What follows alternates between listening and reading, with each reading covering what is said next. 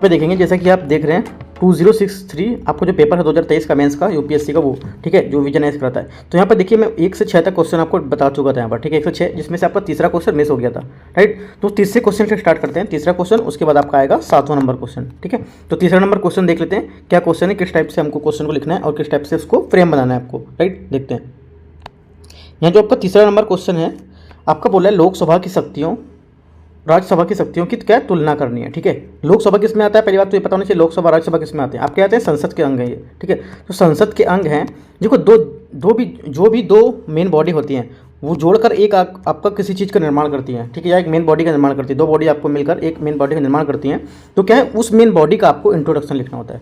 जैसे यहाँ पर दो मेन बॉडी हैं, दो बॉडीज हैं यहाँ पर, लोकसभा और राज्यसभा, ये क्या मिलकर बनाती है, संसद बनाती है, ठीक है। तो संसद के बारे में आपको यहाँ पर बताना है, राइट। संसद के बारे में बताएंगे तो ऑलरेडी वहाँ पर लोकसभा और राज्यसभा वहाँ पर आ जाएगा। कोई भी क्वेश्चन आपसे पूछता है यहाँ पर, ये आपको बात याद रखना है, लोकसभा और राज्यसभा के कोई भी क्वेश्चन अगर रखता है, शक्तियों को बताना है या फिर लोकसभा राज्यसभा में दोनों में क्या अंतर होते हैं, राइट, लोकसभा किस तरह से राज्यसभा से भिन्न है, ये जितने भी क्वेश्चन होते हैं आपको क्या संसद से इसका जो प्रस्तावना लिखनी है या इंट्रोडक्शन लिखना है, वो आपको कहाँ से लिखना है, संसद से स्टार्ट करना है। क्या बताना है, संसद की जो संरचना है उसके बारे में आपको बताना है कि क्या स्ट्रक्चर हमारा संसद का है, उसके बारे में 3 से 4 लाइन आप यहाँ पर बताएंगे इंट्रोडक्शन में, ठीक है। आपकी फर्स्ट बात ये पूरी हुई।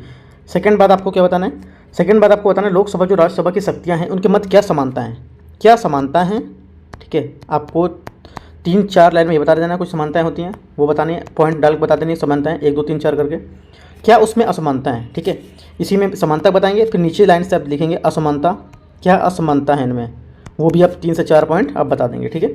वो बताने के बाद आपको क्या करना है, सीधे राज्यसभा की जो विशेष शक्तियाँ हैं, ठीक है। थर्ड नंबर पे आप क्या लिखेंगे, राज्यसभा की विशेष शक्ति क्या है, क्योंकि यहाँ पर देखो जो पूछा है ना, यहाँ पर राज्यसभा की शक्तियों की तुलना करना है, उसमें राज्यसभा की जो विशेष शक्तियाँ क्या क्या है, क्योंकि राज्यसभा भंग नहीं होती है, तो इसलिए क्या इसकी विशेष शक्तियाँ होती हैं, वो आपको विशेष शक्तियों के बारे में यहाँ पर बता देना, राज्यसभा की जो विशेष शक्ति है वहाँ पर बता देंगे, ठीक है। उसके बाद क्या करना है, ये बताने के बाद आपको इसका निष्कर्ष लिख देना है, कंक्लूजन, कि इन सब से जो आपने पढ़ा पूरा राज्यसभा लोकसभा के बारे में, उसमें क्या निष्कर्ष हमारा निकलता है, राइट। तो वहाँ पर आप निष्कर्ष के बारे में बता देंगे 3 से 4 लाइन या 2 लाइन, जितने भी आप निष्कर्ष को बता सकते हैं, जो परफेक्ट निष्कर्ष होगा वहाँ पर उतना, ठीक है।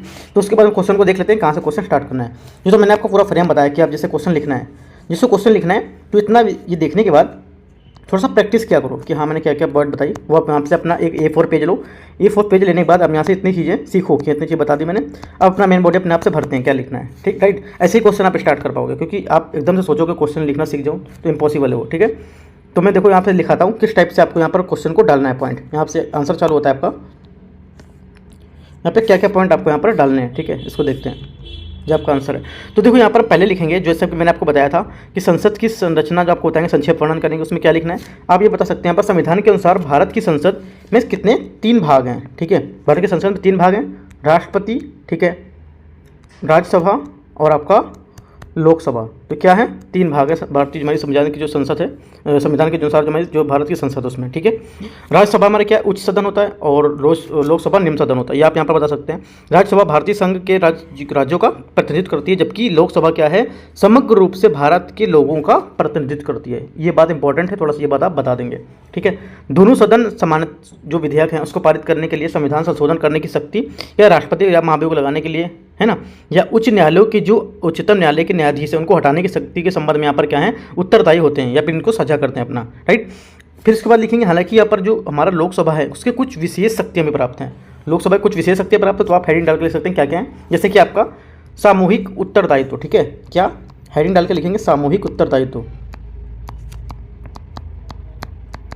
सामूहिक उत्तरदायित्व लिखेंगे। उसके बाद आपको क्या लिखना है यहाँ पर, राज्यसभा अविश्वास प्रस्ताव पारित करके मंत्रिपरिषद को नहीं हटा सकती है, ठीक है। ऐसा इसलिए क्योंकि मंत्रिपरिषद सामूहिक रूप से क्या है केवल लोकसभा के प्रति उत्तरदायी होती है। स्टेटमेंट इंपॉर्टेंट है, ये लिख सकते हैं। सेकंड आप हेडिंग डालेंगे वहाँ लिख सकते हैं धन विधेयक के संबंध में शक्ति या धन विधेयक के संबंध केवल लोकसभा में क्या है, ठीक है, क्या उसका रोल रहता है उसमें, ये बता सकते हैं। क्योंकि यहाँ पर क्या है इसको पुनः स्थापित किया सकता है, राज्यसभा में इसको नहीं किया सकता है। राज्यसभा धन विधेयक को संशोधित या स्वीकृत नहीं कर सकती है, जबकि राज्यसभा द्वारा इस विधेयक को सिफारिशों की या साथ के बिना उसकी सिफारिशों को 14 दिन के अंदर या लोकसभा को लौटाना अनिवार्य होता है, राइट। तो ये भी आप लिख सकते हैं सेकंड पॉइंट में। थर्ड पॉइंट में आप क्या लिखेंगे यहाँ पे थर्ड पॉइंट में आप लिखेंगे जो वित्त विधेयक है, वित्त विधेयक के संबंध में क्या शक्ति है हमारी, ठीक है। जो वित्त विधेयक है उसके संबंध में हमारी क्या शक्ति है, ठीक है, वो यहाँ पर आप लिख सकते हैं। इसमें क्या लिखेंगे शक्ति में, वित्त विधेयक जिसमें अनुच्छेद 110, ठीक है, कौन सा आर्टिकल 110 के मामले कि अतिरिक्त अन्य मामलों की भी जो यहाँ पर इसमें मामले हैं कुछ वो शामिल होते हैं, ठीक है। केवल लोकसभा में ही पुनर्स्थापित किया जा सकता है जिनको, जबकि राज्यसभा में नहीं। ये भी आप यहाँ पर डाल सकते हैं, राइट। उसके बाद क्या डालेंगे आप 4 नंबर में, लोकसभा की अध्यक्ष की शक्ति जो होती है हमारी, जो अध्यक्ष की शक्ति होती है लोकसभा की, वो यहाँ पर डालेंगे। क्या डालेंगे उसमें डाल देंगे आप, दोनों सदनों की संयुक्त बैठक की अध्यक्षता केवल लोकसभा का अध्यक्ष कर सकता है, राइट। यह तय करने के लिए अंतिम शक्ति की कोई विशेष या विधेयक यहाँ पर पारित इसका नहीं किया जा सकता है, ठीक है। वो किस में होती शक्ति, लोकसभा में नीत होती है, जो लोकसभा का हमारा अध्यक्ष होता है उसमें नीत होती है। ये चौथा पॉइंट डाल दिया। 5वां पॉइंट आप डालेंगे यहाँ पर मतदान संबंधी शक्तियाँ, ये आपको हेडिंग डालना है, ठीक है। सब हेडिंग बता रहा हूँ मैं आपको। हेडिंग डालेंगे, उसमें लिखेंगे अंदर आपको राज्यसभा बजट केवल चर्चा कर सकती है बजट पर, लेकिन जो अनुदान की मांग है उस पर लोकसभा का अदन अधिकार होता है ना, उस पर क्या है मतदान नहीं कर सकती है। राष्ट्रीय आपातकाल समाप्त होने के प्रस्ताव को केवल लोकसभा द्वारा यहाँ पर पारित किया जा सकता है, जबकि ना कि राज्यसभा द्वारा, ठीक है। तो 5वां पॉइंट आप यहाँ पर इसको लिख देंगे। इसी टाइप से क्या है, कुछ शक्तियाँ हमारे राज्यसभा में भी प्राप्त हैं, ठीक है। राज्यसभा में भी कुछ शक्तियाँ प्राप्त हैं, तो यहाँ पे भी आप हेडिंग डाल के 1 2 3 4 5 पॉइंट डाल के वो भी लिख सकते हैं। उसमें हेडिंग क्या डालेंगे आपको बताता हूँ। उसमें हेडिंग आपको डालनी राज्य सूची के किसी विषय पर निर्माण, राज्य सूची के किसी विशेष विधि पर आपका निर्माण। तो उसमें क्या है, राज्यसभा में ही केवल संसद को राज्य सूची संबंधित जो कुछ सूचीबद्ध हैं उस विषय पर यहाँ पर निर्माण कर सकता है, ठीक है। सेकंड हेडिंग क्या डालेंगे आप, अखिल भारतीय सेवाओं का निर्माण, ठीक है। वहाँ पे आप कुछ बातें लिख देंगे, जैसे कि राज्यसभा की संसद के केंद्र यहाँ पे दोनों सदनों के लिए नई अखिल भारतीय सेवाओं का सृजन हेतु दिक्कत कर सकती है, ठीक है। थर्ड में क्या लिख देंगे, उपराष्ट्रपति को हटाना, अकेले राज्यसभा ही राष्ट्रपति को हटाने के लिए प्रस्ताव को आरंभ कर सकता है, ना कि लोकसभा, ठीक है। तो ये देखो, ये पॉइंट आपको जो थर्ड वाला है ये प्रीलिम्स में क्वेश्चन पूछ सकता है कि राष्ट्रपति को हटाने के लिए केवल राज्यसभा में ही उपराष्ट्रपति को हटाने का प्रस्ताव आरंभ कर सकती है। तो क्या सच है, ये सही है, ठीक है, सही बात है। तो ये भी पॉइंट आप डाल सकते हैं। तो इस टाइप से आपका आंसर यहाँ पूरा हो जाएगा, ठीक है। उसके बाद आपका जो निष्कर्ष रहेगा, निष्कर्ष में क्या लिख देंगे, राज्यसभा की इस टाइप से डाल देंगे। इसमें निष्कर्ष में राज्यसभा की जो परिकल्पना है उसको पुनरीक्षण और जो यहाँ पे बहुमत वाली सरकार है उसकी विरुद्ध संरक्षण के जो रूप में की गई थी, इस प्रकार यह दोनों जो सदन है उस देश के यहाँ क्या है, संघीय संतुलन को बनाए रखने के लिए महत्वपूर्ण भूमिका निभाते हैं, ठीक है, दोनों। तो ये आपको क्या निष्कर्ष लिखना है। इस टाइप से आपको क्या क्वेश्चन पूरा हो जाएगा, ठीक है। तो ऑलरेडी मैं 4 क्वेश्चन 14 क्वेश्चन डिस्कस कर चुका था, 5वां भी डिस्कस कर चुका था, छठा भी कर चुका था मैं, ठीक है। तो 7वें क्वेश्चन को देखते हैं। यहाँ पर 7वां क्वेश्चन क्या है। 7वां क्वेश्चन हमारा है भारत के राष्ट्रपति की वीटो शक्तियों की विवेचना करना। जो भारत के राष्ट्रपति है उसकी वीटो शक्ति को यहाँ पर क्या है, विवेचना करना। देखो काफ़ी ज़्यादा इंपॉर्टेंट क्वेश्चन है, हर वर्ग पेपर में पूछता भी इस टाइप से का क्वेश्चन जो रहता है। आप देखेंगे प्रीवियस ईयर पेपर तो वहाँ पे क्वेश्चन पूछा हुआ मिलेगा, ठीक। तो स्टार्ट कहाँ से करना है आपको देखते हैं, दृष्टिकोण का है, दृष्टिकोण दिया हुआ है। भारत के राष्ट्रपति की वीटो शक्ति की जो अवधारणा है उसको संक्षेप में बताना है, क्योंकि क्वेश्चन किसके बारे में पूछा है, वीटो शक्ति के बारे में। तो क्या वीटो शक्ति जो है इसके बारे में आपको संक्षेप में बताना है क्या है ये, ठीक है। उसके बाद सेकंड बात आपको क्या लिखना है, इस संदर्भ में आपको यह बताना है इसमें कि जो विभिन्न हमारी वीटो शक्तियाँ हैं उसकी किस प्रकार आप विवेचना कर सकते हैं। वीटो शक्तियाँ इसकी आप विवेचना करेंगे, किस प्रकार आप विवेचना कर सकते हैं इसकी, वहाँ पे आपको 4 से 5 लाइन आपको ये बताना है, ठीक है। उसके बाद क्या है, ये जो वीटो शक्ति बताने के बाद आप राष्ट्रपति की शक्तियाँ बताएंगे, वीटो शक्ति बताएंगे, उसकी विवेचना करेंगे। उसके बाद आपको बताना है इसके निष्कर्ष क्या निकलेगा, राइट। निष्कर्ष क्या निकलेगा आपको यहाँ पर निष्कर्ष बता देना है, ठीक है। तो आंसर देखते हैं क्या क्या पॉइंट यहाँ पर डालने हैं, पॉइंट देख लेते हैं क्या क्या आपको रखने हैं उत्तर में। यहाँ पर आपको जो स्टार्ट करना है आंसर, जो मैंने आपको जैसे बताया कि आप यहाँ पर वीटो शक्ति के जो संक्षेप में बता सकते हैं। तो क्या बताएंगे, संसद द्वारा पारित किसी विधेयक या अधिनियम बनाने के लिए राष्ट्रपति की जो स्वीकृति होती है उसकी आवश्यक होती है। यदि राष्ट्रपति चाहे तो वह क्या विधेयक को अस्वीकार कर सकता है, क्या कर सकता है, चाहे तो उसको अस्वीकार कर सकता है और उसे पुनर्विचार हेतु सदन में क्या है वापस लौटा सकता है, ठीक है। यह बात आपको बतानी है, ठीक है। उसके बाद क्या है, यहाँ पर देखो भारत के राष्ट्रपति की वीटो शक्ति भारतीय संविधान का अनुच्छेद 111 में वर्णित है। वीटो शक्ति किसमें, 111 में। ये थोड़ा सा आप दिखा देंगे तो आपको ये थोड़ा सा एग्जामिनर को आइडिया लग जाता है कि आर्टिकल आपको पता है, तो बात भी यहाँ पर करेक्ट होगी, ठीक है। उसके बाद क्या लिखेंगे आप, एक हेडिंग डाल सकते हैं, राष्ट्रपति को प्राप्त वीटो शक्तियाँ क्या क्या हैं। राष्ट्रपति को प्राप्त वीटो शक्तियाँ क्या क्या हैं वो आपको यहाँ पर बताना है। तो क्या क्या है, एक तो है अत्यंकित वीटो अत्यंकित वीटो, ठीक है, अत्यंकित वीटो, ठीक है, एक तो ये है। उसके बाद कौन सा आपका होगा, एक आपका होगा निलंबनकारी वीटो, ठीक है, और एक आपका होगा पॉकेट वीटो, राइट। तो ये तीनों आपके वीटो हैं। तो इस वीटो के बारे में बता देंगे कि आतंकित वीटो में क्या है, ये इसको एब्सोल्यूट वीटो भी कहते हैं, आतंकित वीटो को, ठीक है। ये आप देखो थोड़ा सा एम लक्ष्मीकांत देखेंगे तो ये फैक्चुअल पॉइंट है, यहाँ फैक्चुअल है बातें, वहाँ पे आपको आतंकित वीटो के बारे में मिल जाएगी। सेकंड बात आपको डाल देंगे निलंबनकारी वीटो के बारे में भी आपको वहाँ पर मिल जाएगा, ठीक है। और उसके बाद आप तीसरा हेडिंग डालेंगे इसी में पॉकेट वीटो, तो तीनों वीटो के बारे में बताएंगे। उसके बाद अपना जो निष्कर्ष रहेगा, निष्कर्ष में आपको क्या बताना है, तो मैं निष्कर्ष आपको थोड़ा सा बता देता हूँ। निष्कर्ष में आप लिखेंगे जो विधि निर्माण की किसी भी जो जल्दबाजी है उसको रोकने या गलत तरीके से विधेयक को पारित करने के लिए या बचाने के लिए राष्ट्रपति को क्या है सौंपी गई वीटो शक्तियाँ उस पर अपने निर्णय के विवेक के उपयोग यहाँ पर कार्य करने का अधिकार प्राप्त होता है। ठीक है, तो आप यहाँ पे क्या है आपका निष्कर्ष डालेंगे, आंसर पूरा हो जाएगा। तो तीनों बातें जो मैंने आपको वीटो बताई वो वीटो आप अपना पढ़ के रीड करके तो आप वहाँ पे डाल सकते हैं। ठीक है, वीटो से क्योंकि कुछ चेंज नहीं होगा, जो वीटो है आपको जो बुक पढ़ रहे हैं या जो भी क्लासेस का नोट्स पढ़ रहे हैं सब सेम ही लिखा होता है कि फैक्चुअल पॉइंट है वहाँ पर। ठीक है, स्टैटिक पॉइंट है वो, तो वहाँ पे आप डाल सकते हैं। राइट, तो ये आंसर हमारे इस टाइप से पूरा हो जाएगा। 8वां क्वेश्चन देखते हैं। 8वां नंबर क्वेश्चन है। 8वां क्वेश्चन यहाँ पर बोल रहा है भारत के संसदीय लोकतंत्र को मजबूत बनाने में विभागीय स्थायी समितियों की भूमिका विवेचना कीजिए। भारत की जो हमारी इस संसदीय लोकतंत्र है उसको मजबूत बनाने की विभागीय जो हमारी स्थायी समितियां हैं उनकी भूमिका की क्या है विवेचना करना है। तो आंसर आपको कहाँ से स्टार्ट करना है, तो दृष्टिकोण देखेंगे हमारा क्या है। दृष्टिकोण में देखेंगे हमारे देखो किसके बारे में पूछ रहा है, ये पूछ रहा है स्थायी समिति क्या है।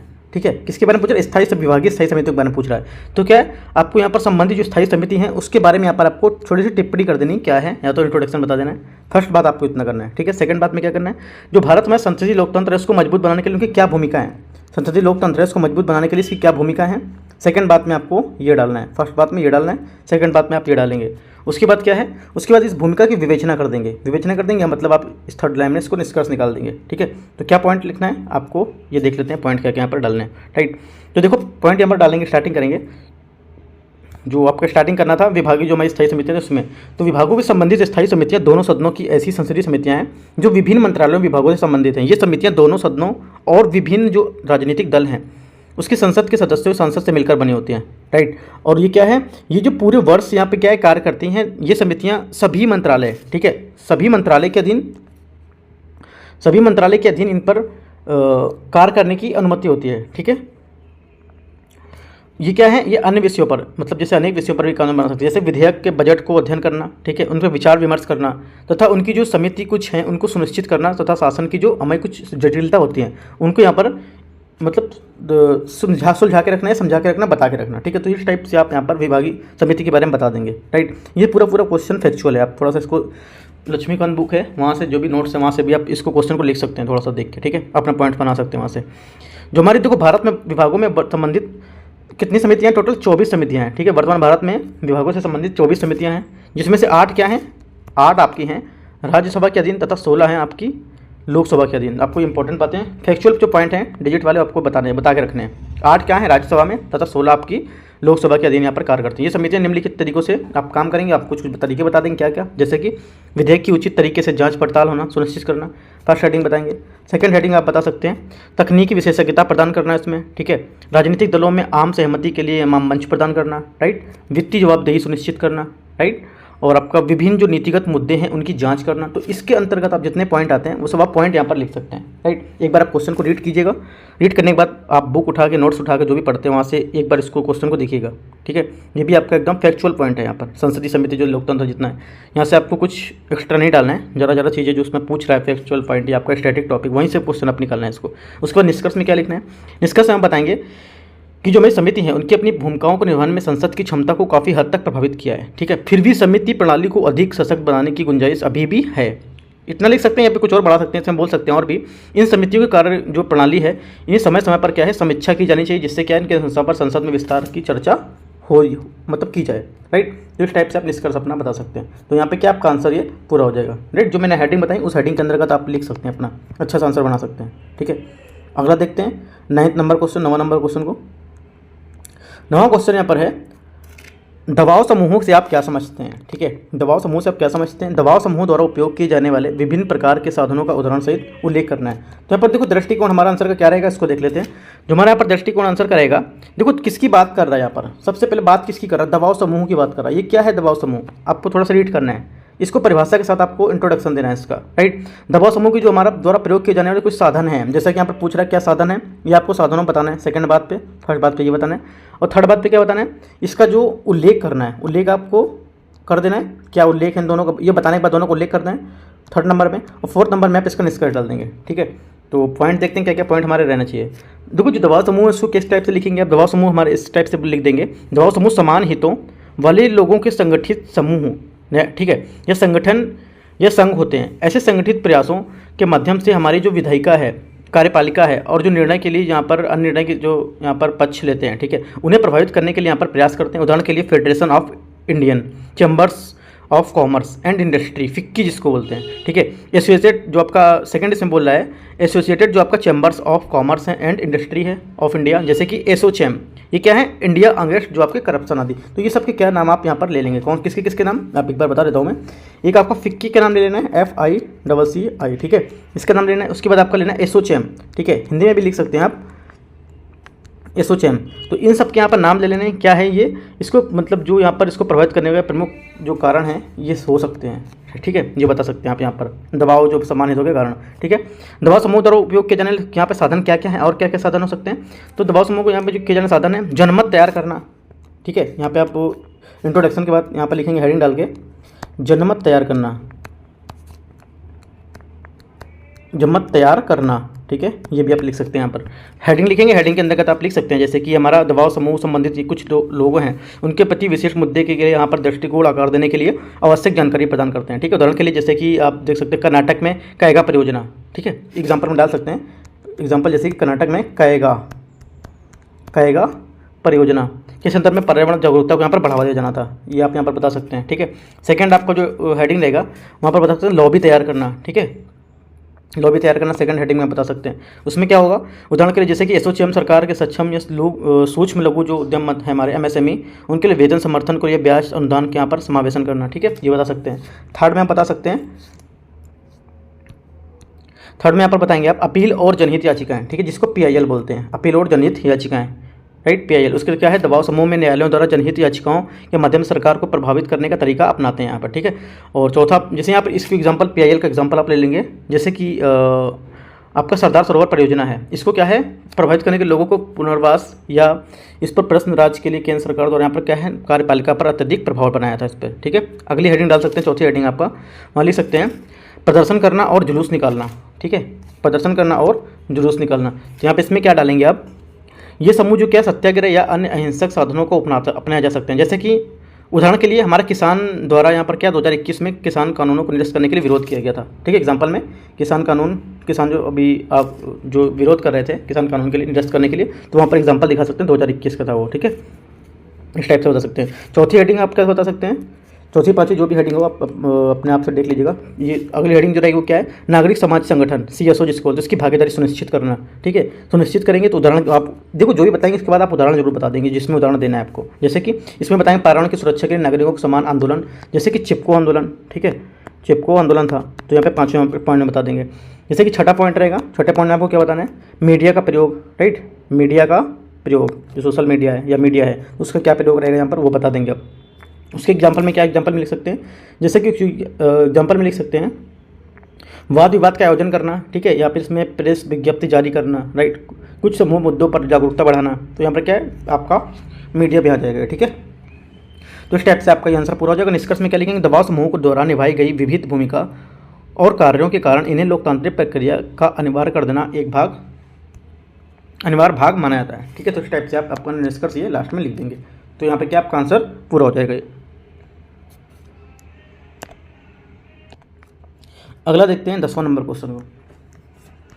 10वां नंबर क्वेश्चन है आपका, देखो जैसे कि आपका ये दिया टाइप्स ऑफ, जहाँ पर प्रेशर ग्रुप इन इंडिया के दिए हुए हैं, ट्राइबल ऑर्गन्स, ठीक है, कास्ट ग्रुप दिए हुए हैं, रिलीजन ग्रुप दिए हुए हैं, तो यहाँ पर सब जितने ग्रुप्स हैं यहाँ पर आपको दिए हुए हैं, ठीक है। अगला देखते हैं 10वां नंबर क्वेश्चन। 10वां नंबर क्वेश्चन है राष्ट्रीय महिला आयोग, काफ़ी इंपॉर्टेंट क्वेश्चन है, न्यूज़ में भी चल रहा था ये। राष्ट्रीय महिला आयोग का यहाँ पर क्वेश्चन दिया है, इसको देख लेते हैं क्या है। क्वेश्चन रीड करते हैं। राष्ट्रीय महिला आयोग NCW, ठीक है, नेशनल कमीशन ऑफ वुमेन की संरचना और कार्यों का उल्लेख कीजिए तथा साथ ही महिला सशक्तिकरण प्रोत्साहन देने के लिए इस आयोग का प्रारंभ में पहलों को क्या है रेखांकित करना है, ठीक है। तो क्या है दृष्टिकोण का बताएंगे, किसके बारे में पूछ रहा है आपका राष्ट्रीय महिला आयोग। तो राष्ट्रीय महिला आयोग जो हमारा है उसके बारे में बताएंगे 1990, ठीक है। राष्ट्रीय महिला आयोग हमारा 1990 का जो इस स्थापना थी उसको बताएंगे, क्या स्थापना थी, क्या क्या इसमें बातें कही गई थी वो आपको बताएंगे, ठीक है। सेकंड बात में आप क्या बता देंगे, सेकंड बात आपको बताएंगे राष्ट्रीय महिला की जो संरचना है इसका क्या कार्य है, संरचना के पूरे स्ट्रक्चर का क्या कार्य है हमारा, सेकंड बात में बताएंगे। थर्ड बात में आप यहाँ पर बताएंगे महिला जो सशक्तिकरण है, यहाँ पे इसके बाद क्या पूछा, महिला सशक्तिकरण पूछा है, महिला सशक्तिकरण में राष्ट्रीय महिला आयोग की निभाई गई भूमिका को क्या यहाँ पर बताया गया है, जो हमारी राष्ट्रीय सशक्तिकरण है ठीक है। तो उसमें क्या हमारी भूमिका निभाई गई राष्ट्रीय महिला आयोग के द्वारा, यहाँ पर आपको इसको रेखांकित करना है, मतलब यहाँ पे आपको रेखांकित बातें बतानी क्या क्या कही गई थी। जो हेडिंग है हेडिंग बता देंगे, या जो भी रहेगा बता देंगे, ठीक है। ये आप यहाँ पे सोशल रिसोर्स से काफ़ी पॉइंट ले सकते हैं। चौथा यहाँ पर क्या रहेगा, चौथा आप ये सब बताने के बाद फाइनली आपका क्या है, क्वेश्चन सब तो खत्म हो गया। उसके बाद क्या है, आपको निष्कर्ष बताना है यहाँ पर, ठीक है। निष्कर्ष आप यहाँ पर अपना बता देंगे। तो किस टाइप से पॉइंट डालना है इसको देख लेते हैं। पहले तो आप बताएंगे कि क्या है 1990 का हमारा जो राष्ट्रीय महिला आयोग था उसके बारे में स्थापना की गई क्या था, उसके बारे में आप यहाँ पर बता सकते हैं, ठीक है। उसके बाद क्या बताएंगे, जो हमारी राष्ट्रीय महिला आयोग है उसके अधिनियम धारा 3 में राष्ट्रीय महिला आयोग की अध्यक्षता यहाँ पर मतलब संरचना को उल्लेख किया गया, ठीक है। तो यहाँ पर उसके बाद अगला बताएंगे, अब इसमें एक अध्यक्ष होता है, 5 सदस्य होते हैं, जो भी है इसमें बताएंगे पूरी बॉडी क्या है, ठीक है। उसके बाद आप हेडिंग डालेंगे, बताएंगे राष्ट्रीय महिला आयोग की जो अधिनियम की धारा 10 है उसके अंतर्गत जो निम्नलिखित कृत्य हैं, जो कार्य हैं, क्या क्या हैं निर्धारित किए गए, वो आप यहाँ पर आपको बताना है। आपको इंट्रोडक्शन लिखने के बाद की बता रहा हूँ ये, ठीक है। इंट्रोडक्शन तो आपका हो जाएगा, उसके बाद ये बता रहा हूँ तो क्या क्या पॉइंट डालेंगे वहाँ पर। शिकायतों की जांच करना, ठीक है। संविधान के प्रावधानों के क्या उल्लंघन है यहाँ पर, प्रभावी जो क्रियात्मक यहाँ पर और संस्थाएं वो क्या होंगी, वार्षिक रिपोर्ट यहाँ पर तैयार करते हैं, किस टाइप से तैयार करते हैं, किन किन जो संबंध हैं, किस किस जो विधायी सुविधा है उनको लेंगे यहाँ पर, जो रिपोर्ट तैयार करेंगे उसको, ठीक है। और यहाँ पर उसमें बताएंगे सभी विषयों की यहाँ पर जाँच है उसमें क्या परीक्षण करेंगे, राइट। तो ये सब आपको लिखना है। शिकायतों की जाँच करेंगे, क्या शिकायत है उसके मामलों में क्या है, स्वतंत्र संज्ञान लेंगे, राइट। उसके बाद क्या है, उसके बाद अपना अगला बताएंगे पॉइंट आपको, महिला जो सशक्तिकरण है उसमें राष्ट्रीय महिलाओं की क्या भूमिका है, हेडिंग डालेंगे। उसके बाद हेडिंग में लिखेंगे आप कि जो आयोग की शिकायतों का पंजीकरण है उसका प्रसंस्करण यहाँ पर समाधान के लिए क्या यहाँ पर ऑनलाइन प्रणाली है उसको विकसित करना, राइट। अपराधियों और दोषियों का क्या है, अभियोजन की तीव्रता में क्या है, कमी आई है या कुआ हुआ है, तो आपको रिपोर्ट बतानी पूरी, ठीक है। उसके बाद क्या बताना है, अनिवासी भारतीय विवाहों में संबंधित मामलों को सुलझाना, सहायता प्रदान करना, ठीक है। पुलिस अधिकारियों के लिए लैंगिक संवेदीकरण कार्यक्रम चलाना, ठीक है। बाल विवाह के मुद्दों को कदम उठाना, इसमें ये भी आपका आता है। विधिक जो जागरूकता कार्यक्रम है वो भी यहाँ पे आपको बताना है, क्या क्या जागरूकता कार्यक्रम, जैसे कि आपका बता सकते हैं इसमें दहेज प्रथा बता सकते हैं, दहेज प्रतिशत बता सकते हैं, अधिनियम 1961 बता सकते हैं। गर्भधारण पूर्व यहाँ पर प्रसव पूर्ण निदान शक्ति जो है तकनीकी है वो बता सकते हैं 1994 का अधिनियम था, ठीक है। जो भारतीय दंड संहिता 1860 है वो बता सकते हैं। राष्ट्रीय महिलाओं की जो अधिनियम है 1990 वो बता सकते हैं, कानून समीक्षा कर सकते हैं इसमें, राइट। तो ये सब बातें आप यहाँ पर इसमें बता सकते हैं। उसके बाद आप अपना क्या है निष्कर्ष डाल देंगे कि जो हमारा आयोग है राष्ट्रीय महिला आयोग है, अपर्याप्त वित्त पोषण, कार्यात्मक मुद्दे की अनुशंसाएं केवल परामर्शकारी होना जैसी जो चुनौती हैं उनका सामना करना पड़ता है। परिणाम स्वरूप इसे और अधिक प्रभावी बनाने के लिए उपयुक्त मुद्दों का समाधान करने की आवश्यकता है। ये चीज़ आप यहाँ पर बता सकते हैं, ठीक है। तो मैंने 10 क्वेश्चन को डिस्कस कर लिया, तो 11वां क्वेश्चन एक और देख लेते हैं। तो हमारे यहाँ पर 5 क्वेश्चन आज भी पूरे हो जाएंगे, ठीक है। 11 नंबर क्वेश्चन देख लेते हैं। तो यहाँ पर मैंने कौन से डिस्कस किया, तीसरा क्वेश्चन किया, चौथा नहीं किया, कल कर लिया था वो। तीसरा किया है, 7वां किया है, 8वां किया, 9वां किया और आपका 10वां किया, ठीक है। 3, 7, 8, 9, 10, तो आपके ऑलरेडी 5 क्वेश्चन पूरे हो गए, ठीक है। तो मैं 11वां क्वेश्चन भी डिस्कस कर लेता हूँ, देख लेता हूँ क्या है इसमें। 73वें और 74वें संविधान संशोधन अधिनियम के तहत शक्तियों और हस्तांतरण प्रकाश डालिए तथा आपको क्या लगता है कि हस्तांतरण की प्रक्रिया अब तक संतोषजनक स्तर से कम रही है। तो ये आपको बताना है, क्या आपको लिखना है दृष्टिकोण में आपको लिखना है जो 73 और 74 संविधान संशोधन उसके बारे में पूछ रहा है। आपको यहाँ पर 73 74वें संविधान संशोधन के बारे में बताना है और उसको उल्लेख कर देना है, ठीक है। तो देखो ये दोनों के बारे में बताएंगे तो आपका यहाँ 3 से 4 लाइन ऑटोमेटिक यहाँ पर हो जाएगा, ठीक है। तो आपको क्या 150 वर्ड में लिखना रहेगा, आई थिंक यहाँ पे 150 वर्ड में लिखना रहेगा 11 से 20 क्वेश्चनों को, ठीक है।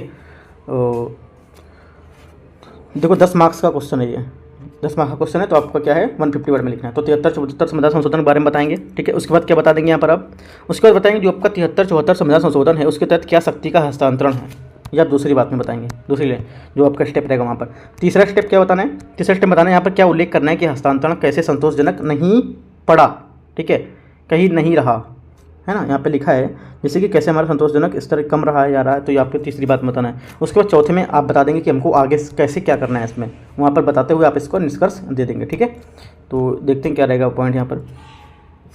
73 74 संविधान संशोधन के बारे में बताएंगे, नॉर्मली जो आप लिखा हुआ है सबकी कॉपी में सेम ही होगा, बुक में भी सेम होगा, तो आप बता देंगे।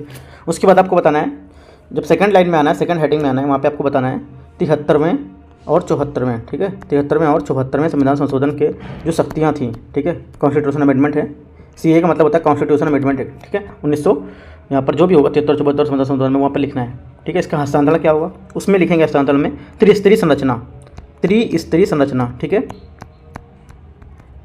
उसके बाद क्या लिखेंगे, कार्यों का हस्तांतरण, ये सब हेडिंग के बारे में आपको अंदर लिखना है। जैसे त्रिस्तरीय संरचना में क्या लिखेंगे, कभी कभी क्या है राज्यों जो यहाँ पर है, राज्य जो ग्राम समवर्ती हैं, जिला स्तर है, पंचायत है तथा इनके शहरी जो यहाँ पर नगर हैं उसमें क्या है स्थापना का यहाँ पर प्रदान किया गया है, ठीक है।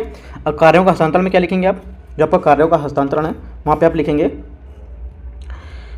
यहाँ पे आप डालेंगे 11वीं और 12वीं अनुसूचियाँ क्रमशः पंचायतों और शहरी निकायों के लिए यहाँ पर 29 और 18 जो आपके विषय सूचीबद्ध किए गए वहाँ पर ये हैं, ठीक है। तो आपकी थर्ड हेडिंग रहेगी, तीसरी हेडिंग, वहाँ पर आप लिखेंगे चुनाव कराने के लिए पृथक निकाय, ठीक है। क्या है, प्रत्येक 5 वर्ष में पंचायतों का चुनाव कराने के लिए एक नए स्वायत्त निकाय अर्थात राज्य निर्वाचन आयोग का गठन किया जाएगा, ठीक है। ये आप बताएंगे। उसके बाद क्या बताएंगे चौथी हेडिंग में, चौथी हेडिंग आप बताएंगे यहाँ पर जो वित्त शक्तियों का हस्तांतरण है, ठीक है। वित्त जो शक्तियों का हस्तांतरण है वो क्या क्या है, उसके बाद में हेडिंग करके आप पॉइंट में लिख देंगे। उसमें स्थानीय निकाय की शक्तियों का अवलोकन करना, प्रत्येक 5 वर्ष में राज्य को वित्त आयोग का गठन करना, राइट। उसमें से नीचे हेडिंग डालेंगे, सब हेडिंग करके पंचायती राज संस्थाओं को उनके करों को, शुल्क को, फीसों का क्या है उसका उद्घाटन करना, मतलब उसको अधिकृत करना क्या है यहाँ पर, उसको देखना, मैनेज करना, ठीक है। राज्य की संचित निधि की सहायता के अनुदान प्रणाली को भी यहाँ पर देखना। उसके बाद क्या आपकी हेडिंग डालेंगे, मेन हेडिंग डालेंगे आपकी चौथी पाँचवीं जो भी हेडिंग थी, जिला योजना समिति, ठीक है, डीपीसी जिसको बोलते हैं। तो इसमें क्या आएगा आपका स्थानीय निकाय द्वारा तैयार की गई योजनाओं को समेकित करना, समग्र रूप से जिले के विकास की योजना के द्वारा पर तैयार करना, यहाँ से क्या है मुख्य कार्य हो गया, ठीक है। उसके बाद फिर हेडिंग डाल के लिखेंगे आप कार्यात्मक अधिभार क्षेत्र की स्पष्टता क्या है। अभी भी जो हमारे राज्य में नौकरशाही का दिन कार्य कर रहे हैं, नौकरशाही का दिन वो क्या है, जैसे ग्राम प्रधान को तकनीकी रूप में वित्त मंजूरी देना, ठीक है, प्रखंड कार्यालय में संपर्क में रहना पड़ना, ठीक है। प्रशासनिक स्वायत्तता है उसका अभाव यहाँ पर है, काफ़ी अभाव है, राइट। ये भी हेडिंग डाल सकते हैं आप, इसके अंतर्गत आप लिख सकते हैं। और भी हेडिंग इंपॉर्टेंट होती है, हेडिंग आप जो लिखेंगे उसके अंतर्गत आप अपना कुछ भी डाटा यहाँ पर लिख सकते हैं, जैसे कि प्रशासनिक स्वायत्तता का क्या है अभाव यहाँ पर, ठीक है। स्थानीय निकायों की अपर्याप्त जो भागीदारी है ये भी आप हेडिंग डाल सकते हैं। इसमें लिखेंगे कल्याणकारी कार्यक्रम को निर्धारित यहाँ पे चयन स्थानीय निकाय शायद ही शामिल हो सकते हैं। फिर हेडिंग डालेंगे आप वित्त के लिए राज्यों और केंद्र पर निर्भरता, ठीक है। यहाँ पर यहाँ पर क्या है, संसाधन जुटाने की जो अपनी अपर्याप्त शक्तियाँ हैं उसके कारण यहाँ पर स्थानीय निकाय अपनी वित्त आवश्यकता को पूरा करने के लिए राज्य केंद्रीय हस्तांतरण पर निर्भर रहती है, ठीक है। इस प्रकार आप क्या है ये आपका आंसर पूरा होगा। फिर यहाँ पर बताना है तो आपका जो भी निष्कर्ष रहेगा, निष्कर्ष में लिखेंगे आप जो 73वां 74 संविधान संशोधन है उसको अधिनियमों को जो परिकल्पित वास्तविक हस्तांतरण है उसको साकार करने के लिए उपयुक्त मुद्दों का समाधान करने की आवश्यकता है। बस आपके निष्कर्ष लिखेंगे और आपका क्या है यहाँ पर आंसर पूरा हो जाएगा, ठीक है। तो इस टाइप से आप आंसर को फ्रेम बना के लिखिए और आप जो आंसर है अपना टेलीग्राम में भेज सकते हैं। काफ़ी लोगों ने भेजा भी आंसर चेक करने के लिए, तो मैंने आपको दिखाया भी है, वो आप देख सकते हैं। बाकी टेलीग्राम लिंक मैं नीचे पेस्ट कर दूँगा, तो आप यहाँ पर वहाँ से पहुँच सकते हैं, जुड़ सकते हैं उससे, ठीक है। जो 12 नंबर क्वेश्चन है वो मैं बाद में डिस्कस करूँगा थर्ड पार्ट में। ये 12 नंबर क्वेश्चन क्या है, तो ये आप ये क्वेश्चन थोड़ा सा रीड कर सकते हैं, कोशिश कर सकते हैं अगर आपको समझ आता है करने की, वरना यहाँ पे आपको मैं जो थर्ड पार्ट लाऊंगा वहाँ पे 12 नंबर क्वेश्चन को वहाँ से करा दूंगा मैं आपको, ठीक है। और कोई डाउट रहता है तो आप नीचे कमेंट में पूछ सकते हैं। बाकी देखो जो भी यूपी पीसीएस का एग्जाम है, यूपीएससी का एग्जाम है, सब में क्वेश्चन ये सब पूछता है, ठीक है। लिखने का आंसर थोड़ा सा प्रैक्टिस अच्छा हो जाएगा तो आप ये सब क्वेश्चन करना सीख जाएंगे, राइट। तो बस यहाँ पर इस वीडियो को एंड करते हैं। All the best, thank you.